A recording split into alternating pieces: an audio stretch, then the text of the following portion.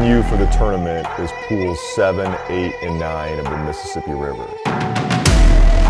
And this is a well-known tournament venue, but in the bass fishing world.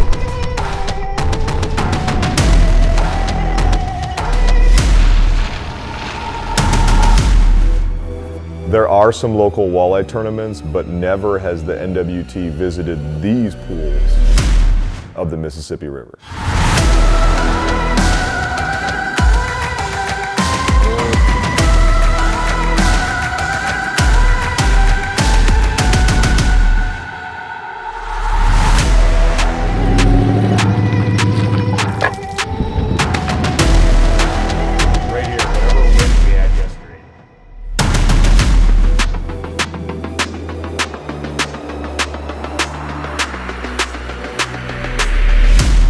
Yeah, and I kind of have my own notes too, but your notes pretty much lined up with a lot of what I was talking about. Like the weirdest thing is we hit May and we had instant summer. Tuesday before the tournament, nasty cold front, several inches of rain. All that rain is going to flow downstream eventually to the Crosse. It's a matter of when.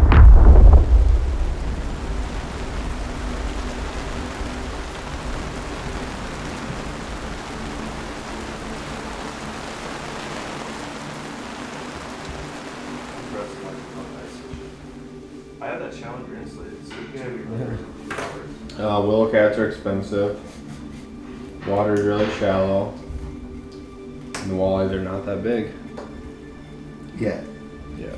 No really big tournament winning ones, but we've had some 21s, 22s. Seems like we're finally getting the slots figured out a little bit, but and of course the next 2 days we're supposed to get what, 2 inches of rain, 3 inches of rain.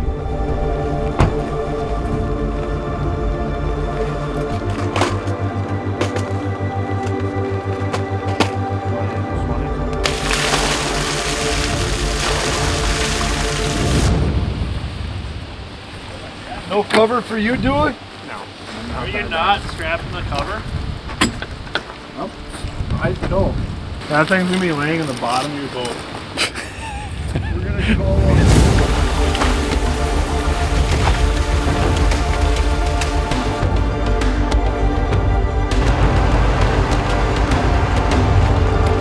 Here we go, fishing in the rain. Good luck out there. Thanks.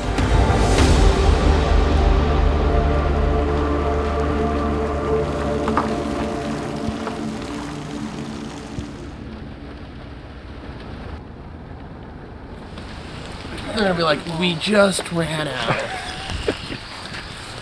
Big wall? Yep. They're gone. Are they actually? They're like, yeah, it's over like horses. Let me just come on. It won't be long and they will be gone. I don't know if all you guys are gonna get them. That's 5 dozen.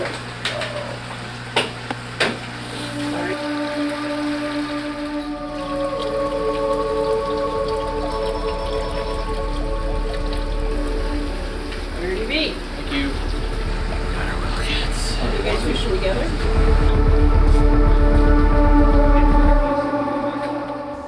Let's go into Willowcats. Yeah. What are they? Why are they so important? Why are they hard to get? A Willowcat is a small bullhead looking bait fish, but it is a nasty little creature. Willowcats are Mississippi River walleye candy. I mean, they're almost impossible to beat. You can only get 5 dozen because they were limiting people, and then they would get the orders in during the middle of the day, so then you'd have to get off the water during pre-fish to go get Willowcats. It was like a whole thing, and I don't even want to mess with Willowcats. Like, I hate using live bait, but obviously it works, and like, you have to have them. Very expensive, $25 a dozen, rarer than gold, but walleyes love them. It's kind of funny because you hear a lot of different theories. One you'll hear is they give off this slime, like a good fresh Willowcat. You'll notice you hook it on and it'll have just a long tail of slime hanging off of it. Some people will tell you that they actually make a little clicking noise and that drives the fish nuts. I'm not 100% sure about that one. And then a lot of people will also tell you that the walleyes just get mad at them. They're a wild little bait down there, and they just kind of tick them off, and they can't resist eating them. But yeah, the mad tom or the willowcat is, in the right situations, it's really hard to beat. I mean, they get bit when you put them in front of a walleye.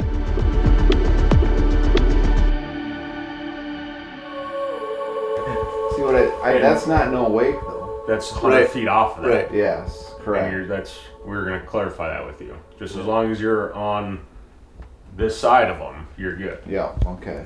No. No, I think so. Oh, you're asking? Yes. Clarifying this with you. Because I don't make the rules. Well, no. Like, if you look at that map you sent us. We didn't know, and then we kept watching boats fly through there. And I think it was Denver told me, like, oh, yeah, that's just to protect those docks over there. You're fine. You just can't be on that side of them. Yeah, because I'm going off of the map. Same here. Guys. Like, that's... How else do you know? There's buoys everywhere. It's like you can't make any sense of it. Well, if you're on plane.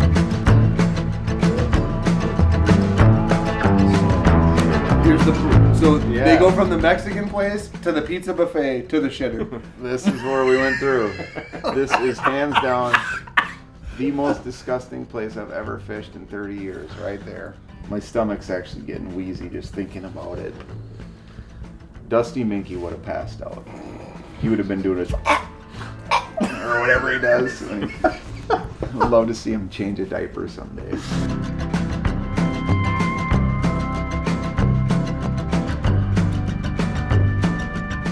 There's nothing worse when you had your mindset planning on having a day off, we're gonna do this, get some rest, go shopping, go out for lunch, eat turkey jerky all day, and now I gotta go fishing.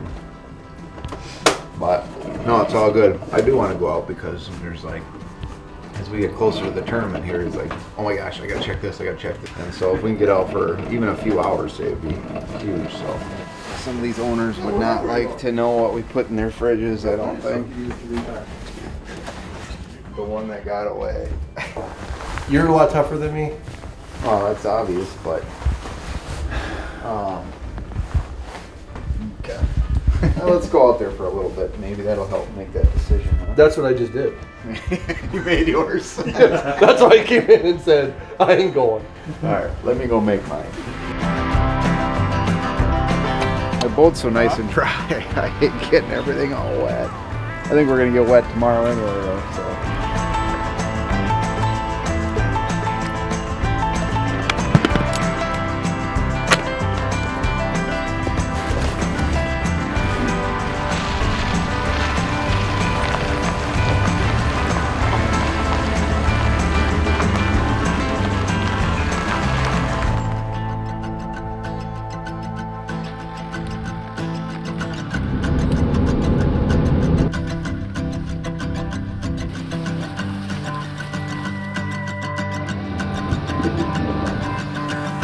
You know, it's funny. I used to hate the Mississippi. Everyone would ask, what place do you hate the most? Do you hate going? I used to say Mississippi every time. But, you know, honestly, it's becoming one of my favorites. You know, and it's funny because, like, Brett Carlson, again, said I'm the worst river fisherman he's ever seen in his entire life.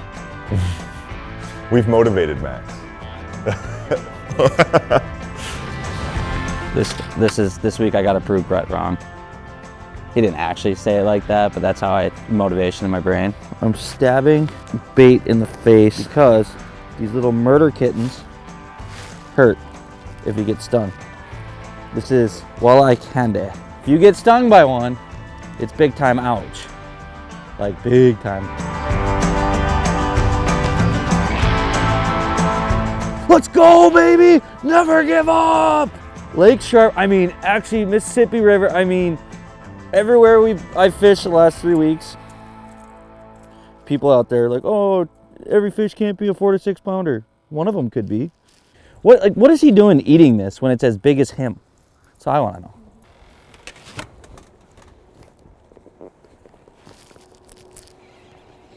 Oh yeah.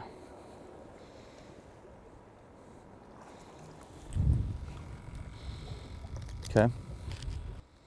Basically, what we're focusing on is it's a Mississippi River staple. It's wing dams. And it's just basically rock formations that they put in the water to divert current off the shorelines. And what it is, if you look on my live scope here, see? Oh God, that's a good under 16, fat though. So basically what it is, you can kind of see the water ripple down there. And that ripple is the backside, the water running over that. And what you can see on here, you can see all the life in the fish that sit on the face of these wing dams, and they wait for current to blow bait right into their faces. So as soon as it blows it in their face, they're there, like there's bait right there. So what we do is sit on the face of these wing dams, and so 1-2 punch that we do, so we sit there with Willowcats hanging it down there, and then you cast deep diving crankbaits up over the top. So it acts as a pretty good 1-2 punch for catching fish. And you catch a lot of big fish doing it. You catch big fish, little fish. And the last few years, we haven't really played on wing dams much because every time we've been here has been really high water. And when that high water is up, the current is just raging over the tops of these wing dams, and the fish don't hang on it, and they're all in the backwater, stuff like that. But now we're dealing with low water or summer levels, and now that we're dealing with summer levels, those fish are sitting on these wing dams. So that's kind of been the problem this week, is everybody knows wing dams hold walleyes, and they're either really spread out or they're all sitting on wing dams, and there's only so many and everybody's on it. So we came up to another pool today to try and get away from the crowd. You know, it's not my strong suit. It wasn't. You know, everyone thinks, oh, he's just a live scoper, just this, just that. But I've had a pretty good track record in my career on rivers, especially the last few years. You know, when I first started, I sucked on rivers and it pissed me off. I wanted, like, my goal is to be the best fisherman I can be at everything. I want to be the most all-around angler, and rivers were my weakness. And so, you know, it started in 2022. I fished every river tournament I could just to get better. And that year I cashed a check in every river event. You know, so I started to understand rivers and how they fish. One of the greatest compliments you can give an angler is that when they identify that they have a weakness, they go attack it. That is such a, like, so many fishermen just want to fish to their strengths. But the best fishermen identify, man, I need to get better at this. They kind of own up to, here's what I'm good at, here's what I'm not good at, and I need to make changes. But there's a lot of guys that their ego's too big to allow themselves to admit, I suck at this. I could name some names with some big egos that don't.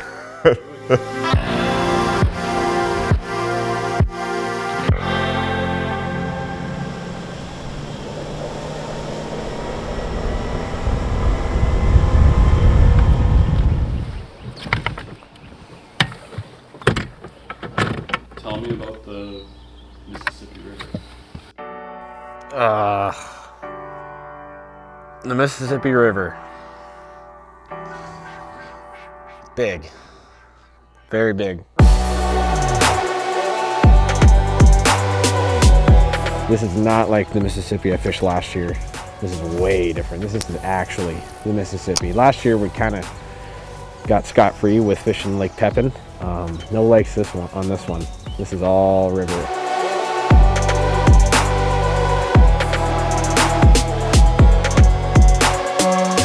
I mean, yeah, this whole week was the first time. Like, it was like I had to spend the first few days of pre-fish just to figure out how to catch a fish. Like, I had never done this type of fishing before. You know, I didn't waste pre-fish, but it felt like a wasted pre-fish because I had to spend a lot of time just figuring out how to catch fish and not actually finding areas that I needed to fish. The river systems that Owen fishes back home and even the Dakotas are very different. They're way more vast, they're way more clear. This is dirty, sloppy river fishing. Owen is struggling. The one good thing, he has the advisor and the network he needs in JJ and Max to put together a successful tournament.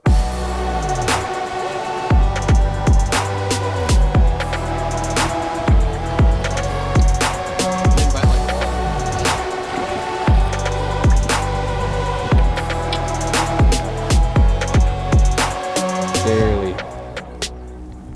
Oop, out. Gonna have to be quick with the net tomorrow. 22.5. Almost 4.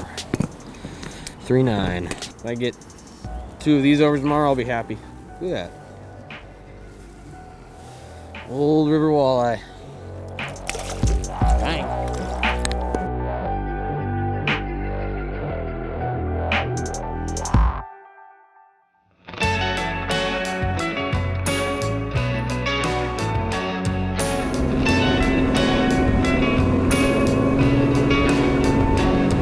I can. One thing you worry about up here is weed growth. It'd be hard to troll some of this stuff probably, but.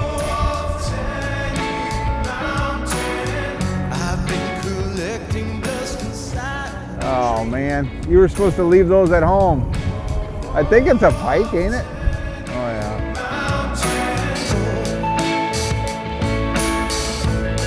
Fishing's been okay, I guess I'll say out here, but not great. It's just kind of, it's a good time of year to be on the Mississippi River, but you got to work for them. You really got to work for them. It seems like there's nowhere, I haven't found a spot where you can just go and start catching and really rely on those fish. So yeah, the confidence level is not very high, which is all right, because when I get confident, I do terrible. So I'm gonna consider that a good thing. We got all this rain now, and one thing we're really worried about is that main channel getting muddy. And so the good stuff that we have going could completely be shot. And I don't think that's going to be the case, but by Friday, the last day of the tournament, it could get pretty bad. And I'm up in an area now where that'll stay cleaner. If it does get muddy, this area will definitely stay cleaner. So I'm going to keep looking around in here today and hopefully just find something where a guy can catch fish. They might not be the fish that you are wanting or looking for, but just somewhere to go catch fish if it gets really tough. So.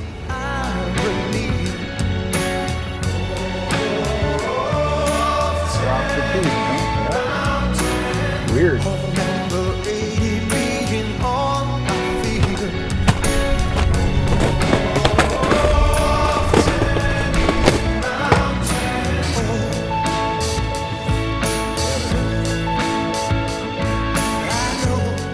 do we got? Walleye.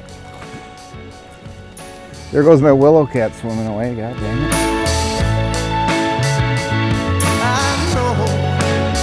It's got to stop, but That's a nice walleye. Oh yeah. Come here, baby. Whoop. Hello. How are you? Oh man, that might be an over actually. The little flicker shad for breakfast. Yep, that would be just over. Kind of be a bad fish, but the way it's been going. A lot of guys would probably keep that over, myself maybe even included. I don't know, but. Oh, it's a pike. In some ways, this is a dream scenario for Billy. He doesn't have to worry about the pressure of all his friends and all his family being there and the tournament being held basically in his backyard, but the fishing still is strikingly similar.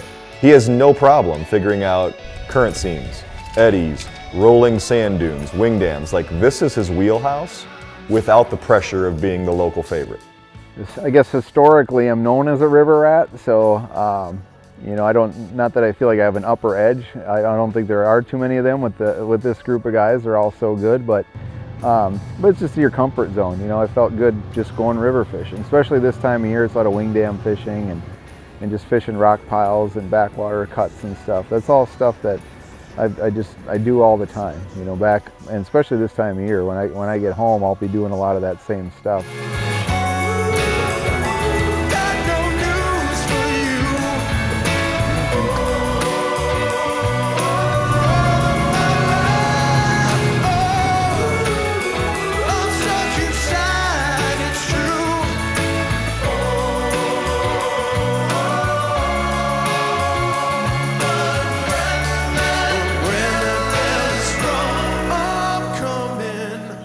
For having zero plans of going out today, we actually got a half day in, and we even caught a few fish. I think we found maybe one spot that I'd count on for the tournament.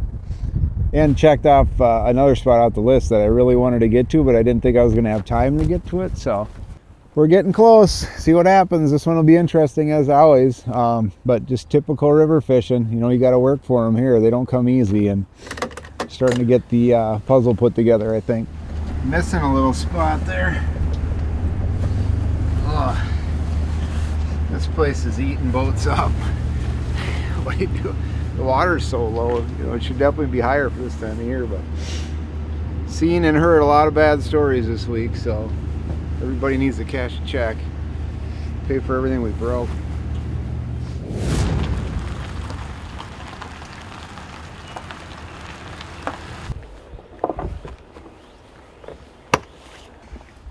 I used the kicker motor to kind of dig a hole in the sand, and finally the boat floated away off of it. Are you serious? Yeah. I just went like this. Really? And finally it like suction cup, so it finally came loose. Yep. But like Dewey was about to launch his boat and come tow me out. Dude. Yeah. Yeah, dude, I don't know. I contemplated my fishing career about 3 times today.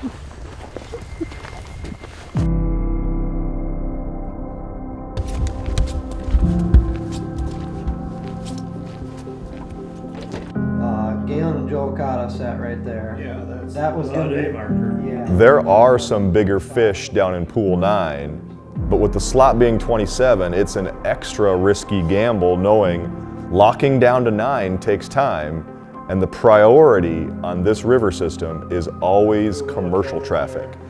These operators that run and manage the lock systems, they don't care about fishermen. Their priority is commercial traffic.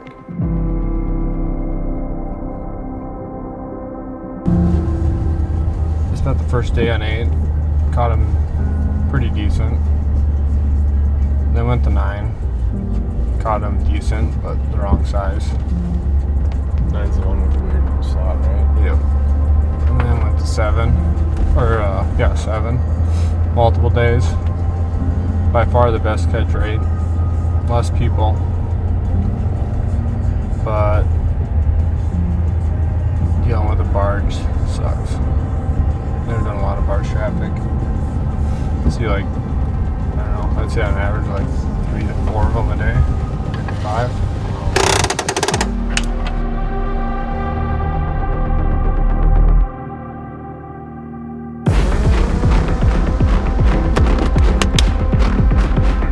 There was definitely a lot of different variables that played into this tournament, and like different strategies. If you wanted to go down to pool 9 with the slot limit being 1/27 for your overs, but just knowing that how hard them are to catch.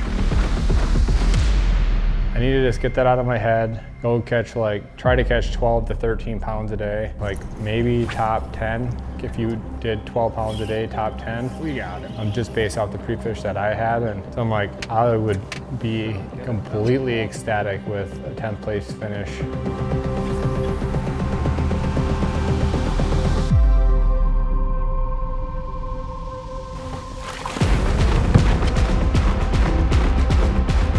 Captured a wall though. Gonna need them a little bit bigger than that.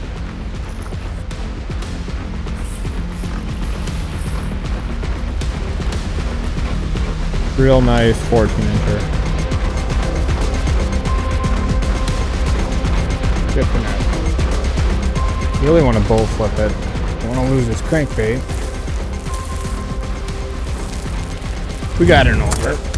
Nice walleye on the crankbait, but probably only 3 pounds, but at this point I would definitely keep it.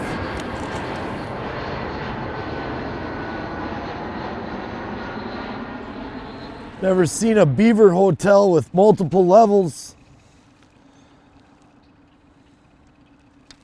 It's pretty smart because it drops, you know. Water comes up, goes down. So a beaver's got to have a lot of levels on the river like that. It's a smart beaver.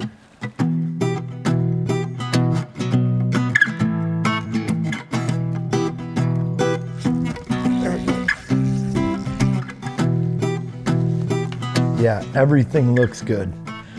And that's the problem is you fish so many spots and you hardly covered it, you know. But it's a good sign they're in here. So yeah, everything looks good. You want to cast everywhere, you know, live scoping doesn't work too much here.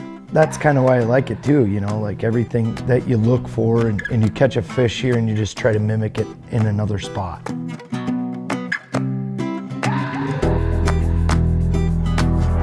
Just one thing for me this week is that I never really got on those spots that had a lot of fish.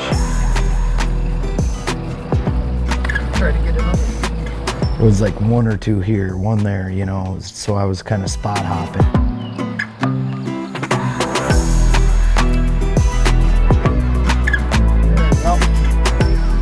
Got one on the jig, one on the crankbait, and one on the cat, all the same size.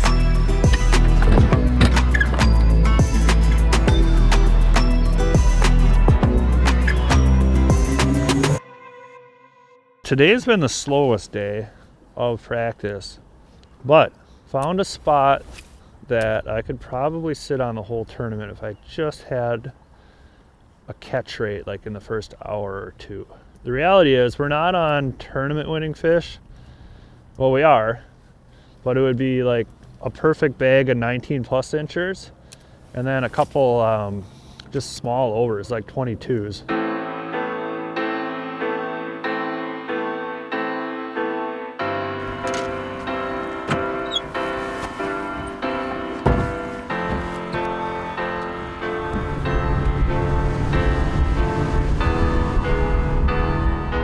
Corey's Candy is right there. It's his favorite color.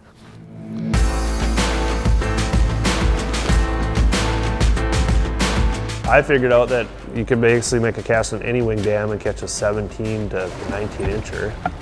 So it was gonna kind of come down to like a run and gun scenario, except for that one spot. And it was nice because that was 2 days before practice, a rainy day. I knew that I was starting there. So that was super relaxing going to that final day of practice. Like I know exactly where I'm starting, I don't care.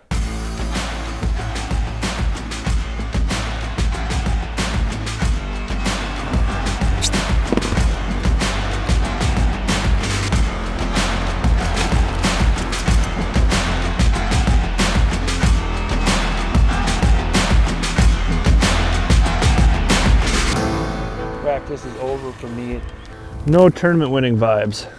It's gonna involve some good old fashioned blessings. Pretty much every tournament win is a blessing anyways, so things really have to line up. Hi Dan. Hi John, how are you? Oh, probably better than I was before sharp. Yeah, you sound a lot better. Well, yeah. I don't look a lot better, but well, you never did look good. yeah.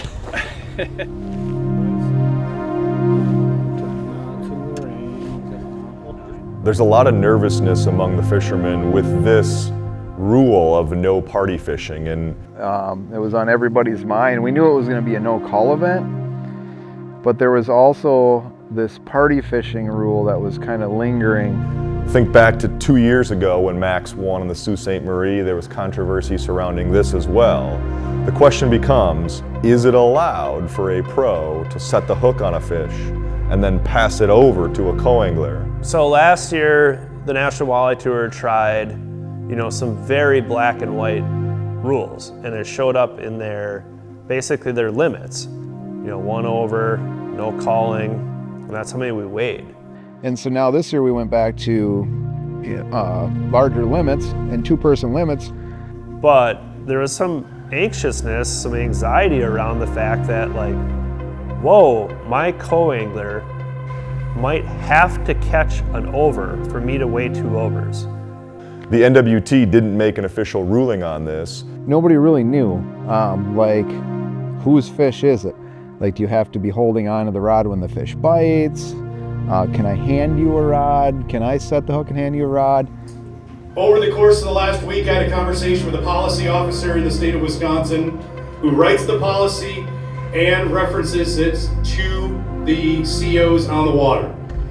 After reviewing the code and having some conversations, I conclude that the fish counts against the daily bag possession limit of the person who lands the fish, not hooks the fish. The enforcement guidance I would give to a warden here is that the pole with the hooked fish should be passed to the person who intends to land the fish and retain possession, if everything is legal to do so, as soon as possible.